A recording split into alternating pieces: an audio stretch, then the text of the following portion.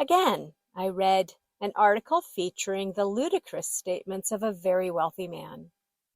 In the most recent article, a real estate investor slash motivational speaker suggested that if he earned $400,000 annually, he'd feel shame.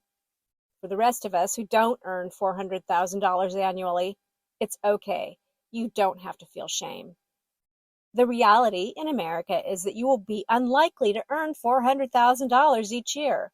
If you're part of the median, you earn somewhere around $74,000 annually. Clearly, there's a big difference between what the motivational speaker has to say and the actual reality of how the median income is in America. I don't think shame is a healthy motivator. I can't imagine going through my day-to-day life feeling ashamed of the money I earn. I can imagine feeling shame if I treated somebody poorly, if I was purposeful in hurting somebody's feelings, or if I behaved rudely, even if the person I was rude to deserved it. I don't get my ego from my earning power, nor do I get it from the car I drive, my children's success, or from my handsome partner.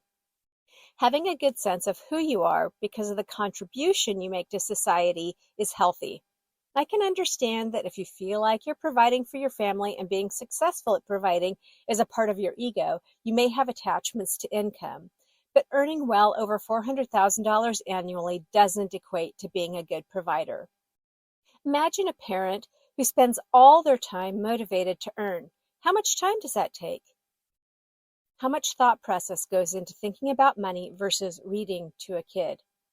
How much time does the kid have with their nanny versus a parent? For those of us who earn under $400,000 a year but are striving to reach that goal, how much time would you have to spend plugging your kid into a screen so you can achieve this goal? I'm specifically calling out the idea that shame would be a part of the feeling a parent or partner should have because in the article I read that he specifically cited that he would feel shame as a husband and father. Perhaps because he's so wealthy, he can spend a great deal of time with his kids and partner because he can pay people to do the work that most of us do on our own. How many of us would love to have someone else scrub the toilet, go to the grocery store, or cook our dinner?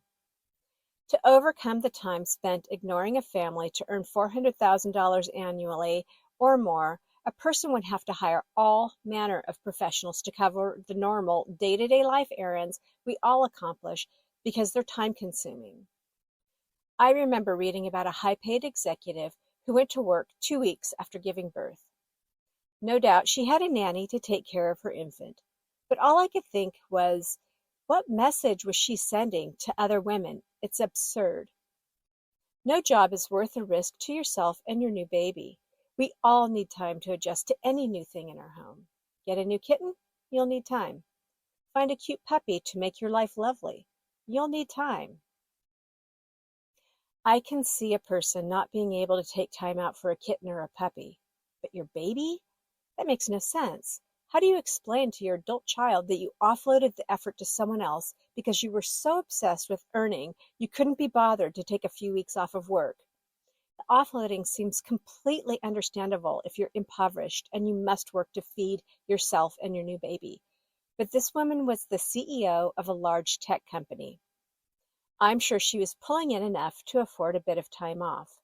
At one point, she claimed her priorities were God, family, and her company. Then she backtracked and said she wasn't religious. But she didn't backtrack far enough because she still listed family first. I always chose direct care for my children. I carried them around all the time. I didn't let them cry. I held them when I fed them, and I sacrificed in some so I could directly care for them, so I could nurture them, and so that they could have a proper start in life. And I'm not saying all that is required to raise children who are good citizens, but they require a lot. Every person is different. However, having high-value priorities results in high-value outcomes. The effect that shame has on a person is mental and physical. The idea that we should have any feelings about our income, positive or negative, that would impact our mental or physical health is silly. I think about the stories I heard about men jumping to their deaths when the stock market crashed in 1929. Imagine having so low self-worth that you attach your living at all is the same as having a flush bank account. That's silly. My point is, you may never earn over $400,000 each year, and you don't have to feel anything about it. If you're feeling as though you can't afford the life you want, you'll have to make changes, but you don't have to throw yourself out a window. Nor do you have to make choices that sideline your family so you can feel pride. Your kids or your partner will appreciate the time spent more than they will appreciate the money that you earn. When you read about what people's regrets are at the end of life, it's always the path not taken and the love not expressed. I've never read about a person regretting that they didn't work more or earn more. And when it comes to the end, I want to be sure that I had all the experiences, that I spent time in a meaningful way with the people I love, and that I don't have a lot of debilitating diseases because I did everything I could to remain as healthy as possible. Intentional living means taking time to pursue activities that help you become a fully evolved human being. Being creative, caring for someone you love, taking time to look at the sky, breathing in the air, and feeling grateful for the positive experiences you can have while living. It's important to pursue these things and people who enhance our outlook. I'm not saying that you can't do it all and earn big money. I'm saying you should figure out how to do it all and don't set aside loving interactions, whether the interactions is with another person or self-care. Never feel shame. Shame is a waste of energy. Feel joy if you can, or at least figure out your baseline of satisfaction and strive for that if you can't get to the full level of feeling joy today. Then tomorrow, strive for joy.